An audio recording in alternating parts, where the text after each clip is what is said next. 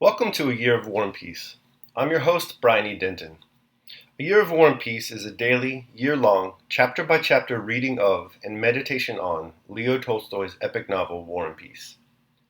In these videos and podcasts, you'll be treated to a free reading of one chapter per day of the novel, plus a reflective essay I've written individually tailored to that day's chapter.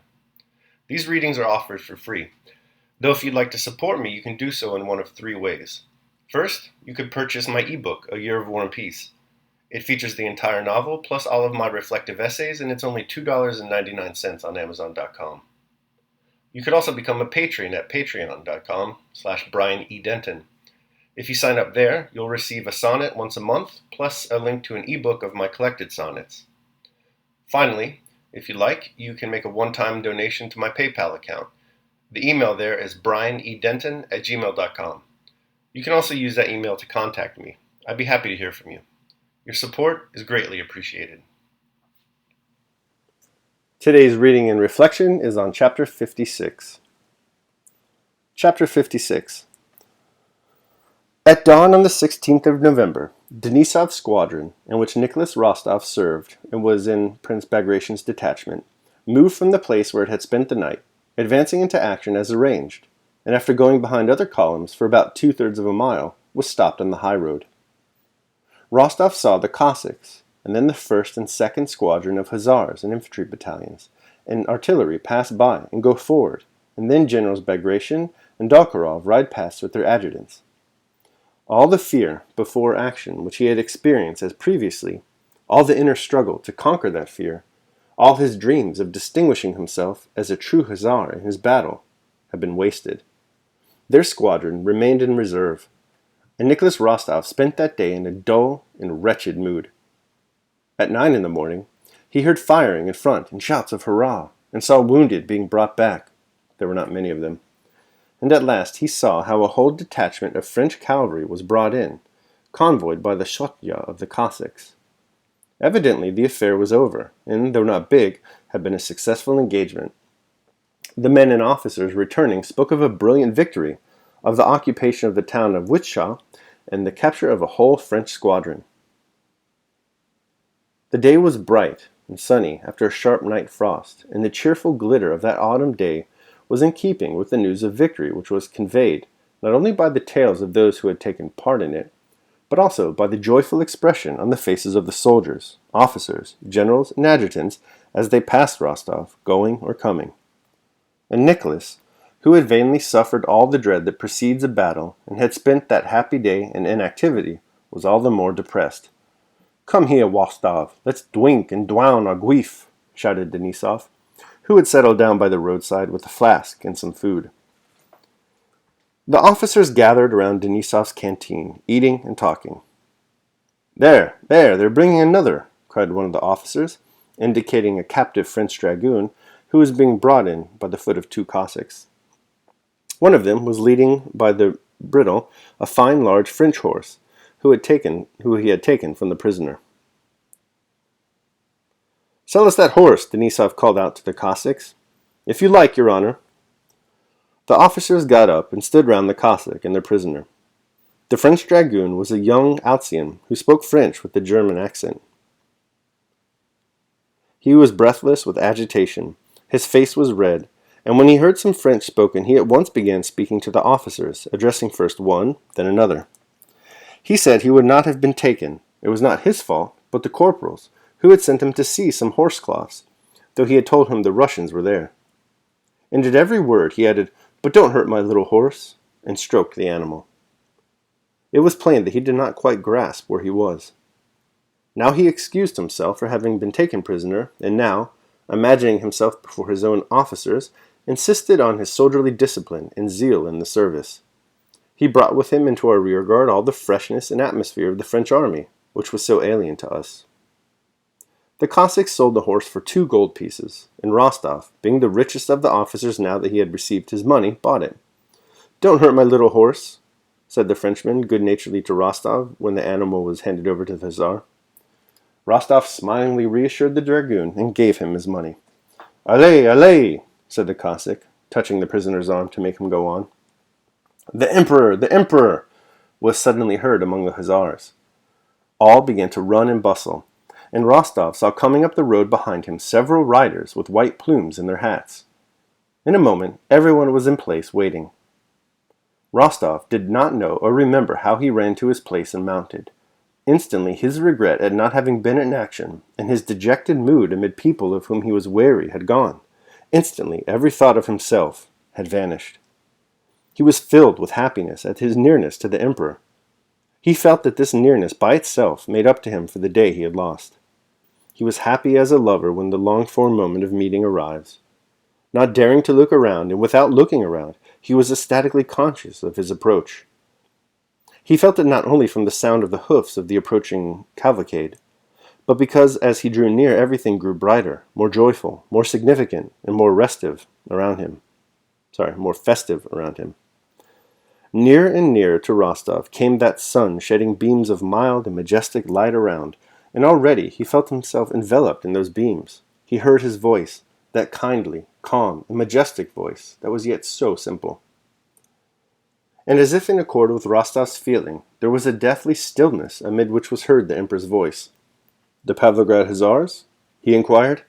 "The reserve, sire," replied a voice, a very human one compared to that which is said the Pavlograd Hussars. The Emperor drew level with Rostov and halted. Alexander's face was even more beautiful than it had been 3 days before at the review. It shone with such gaiety and youth, such innocent youth, that it suggested the liveliness of a 14-year-old boy, and yet it was the face of the majestic Emperor. Casually, while surveying the squadron, the Emperor's eyes met Rostov's, and rested on them for not more than 2 seconds.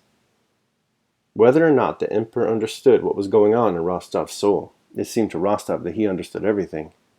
At any rate, his light blue eyes gazed for about 2 seconds into Rostov's face. A gentle, mild light poured from them. Then all at once he raised his eyebrows, abruptly touched his horse with his left foot, and galloped on. The younger Emperor could not restrain his wish to be present at that battle, and, in spite of the remonstrances of his courtiers, at 12 o'clock left the third column with which he had been and galloped toward the vanguard. Before he came up with the hussars, several adjutants met him with news of the successful result of the action. This battle, which consisted in the capture of the French squadron, was represented as a brilliant victory over the French, and so the Emperor and the whole army, especially while the smoke hung over the battlefield, believed that the French had been defeated and were retreating against their will. A few minutes after the Emperor had passed, the Pavlograd division was ordered to advance. In Wischau itself, a pretty German town, Rostov saw the Emperor again. In the marketplace, where there had been some rather heavy firing before the Emperor's arrival, lay several killed and wounded soldiers, whom there had not been time to move. The Emperor, surrounded by his suite of officers and courtiers, was riding a bobtailed chestnut mare, a different one from that which he had ridden at the review, and bending to one side, he gracefully held a gold lorgnette to his eyes, and looked at a soldier who lay prone, with blood on his uncovered head. The wounded soldier was so dirty, coarse, and revolting that his proximity to the Emperor shocked Rostov. Rostov saw how the Emperor's rather round shoulders shuddered, as if a cold shiver had run down them, how his left foot began convulsively tapping the horse's side with the spur, and how the well-trained horse looked round unconcerned and did not stir. An adjutant, dismounting, lifted the soldier under the arms to place him on a stretcher that had been brought. The soldier groaned. "Gently, gently, can you do it more gently?" said the Emperor, apparently suffering more than the dying soldier himself, and he rode away. Rostov saw tears filling the Emperor's eyes, and heard him, as he was riding away, say to Kurzhansky, "What a terrible thing war is! What a terrible thing!" The troops of the vanguard were stationed before Wischau, within sight of the enemy's lines, which all day long had yielded ground to us at the least firing. The Emperor's gratitude was announced to the vanguard, rewards were promised, and the men received a double ration of vodka. The campfires crackled, and the soldiers' songs resounded even more merrily than on the previous night. Denisov celebrated his promotion to the rank of major, and Rostov, who had already drunk enough at the end of the feast, proposed the Emperor's health.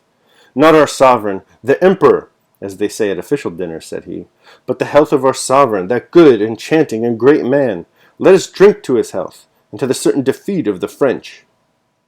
If we fought before, he continued, not letting the French pass as at Schön-Graben, what shall we not do when he is at the front? We will all die for him gladly. Is it not so, gentlemen? Perhaps I am not saying it right. I have drunk a good deal.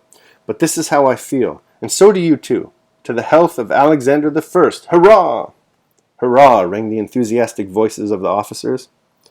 And the old cavalry captain, Kirsten, shouted enthusiastically and no less sincerely than the 20-year-old Rostov. When the officers had emptied and smashed their glasses, Kirsten filled others, and in shirt-sleeves and breeches went glass in hand to the soldiers' bonfires, and with his long gray mustache, his white chest showing under his open shirt, he stood in a majestic pose in the light of the campfire, waving his uplifted arm. Lads, here's to our sovereign, the Emperor, and victory over our enemies. Hurrah! He exclaimed in his dashing old hussar's baritone. The hussars crowded around and responded heartily with loud shouts. Late that night, when all had separated, Denisov with his short hand patted his favorite, Rostov, on the shoulder. As there's no one to fall in love with on the campaign, he's fallen in love with the Tsar, he said. Denisov, don't make fun of it, cried Rostov. It is such a lofty, beautiful feeling, such a... I believe it, friend, and I share and approve. No, you don't understand. And Rostov got up and went wandering among the campfires, dreaming of what happiness it would be to die, not in saving the Emperor's life, he did not even dare to dream of that, but simply to die before his eyes. He really was in love with the Tsar, and the glory of the Russian arms, and the hope of future triumph. And he was not the only man to experience that feeling during these memorable days preceding the Battle of Austerlitz. 9/10 of the men in the Russian army were then in love, though less ecstatically, with their Tsar, and the glory of the Russian arms. All right, that concludes my reading of chapter 56. I will now follow it with my reflection on chapter 56. A Year of War and Peace, Day 56. Wishing for Wishao. If hope is the thing with feathers, then it must be an uncageable prize bird like Lear's desire for his daughter's love, Dante's longing for Beatrice, or the pinhead's quest to rock the Hill Valley High Battle of the Bands. Something Huey Lewis is just going to have to shut you down for being too darn loud. Or Beatrice will die before you can put a ring on it. And of your 3 daughters, 2 will plot your murder and 1 will be hanged. Hey, these things happen to all of us. When they do, it's important not to become angry, but to keep your temper. In other words, don't be a Rostov. Poor soul, he just can't get control of himself in this chapter. First, he's hyped for battle. But when a squadron is ordered to remain in reserve during the Battle of Wishau, he buries himself in the suffering of vain depression. All he wanted to do was distinguish himself in battle. But, poor guy, he'll have to settle on being safe and alive in the rear guard. Such a pity. Now, when the Emperor comes round, Rostov is jacked right back up again. His dejection vanishes. His head of state hero worship vaults him to the most extreme heights of happiness. By chapter's end, he is nearly in tears of joy. He toasts his Tsar, wishing he could die for his Emperor. So maybe, for Rostov at least, it's a good thing we don't always get what we want. In the play of life, we are given one role. Our goal should be to perform that role as brilliantly as possible. More often than not, however, we're much quicker to react to the roles of others and how they affect our own performance. But their role has been written for them, and our role has been written for us. It's kind of silly to be like Rostov, raging or delighting in the things we have no control over, like, for instance, whether or not others are aware of our martial valor on the field of battle, or if the Emperor of Russia witnesses our death. Better to do well with what we're given, and let others worry about themselves. Daily Meditation. For we ought by all means to apply our art to some external material, not as valuing the material, but whatever it may be, showing our art in it. Thus the weaver does not make the wool, but exercises his art upon it such as he receives. Epictetus, The Discourses. Alright, so that concludes my reading and reflection on chapter 56 of War and Peace. I hope you enjoyed it. Thanks for listening. Remember that if you'd like to support me, you can do so either by purchasing the ebook A Year of War and Peace, becoming a patron at patreon.com, or making a one-time donation to PayPal. Links to all that are below in the show notes. Tomorrow we'll be reading and reflecting on chapter 57 of War and Peace. I hope you'll join me. Until then, take care of yourselves and others.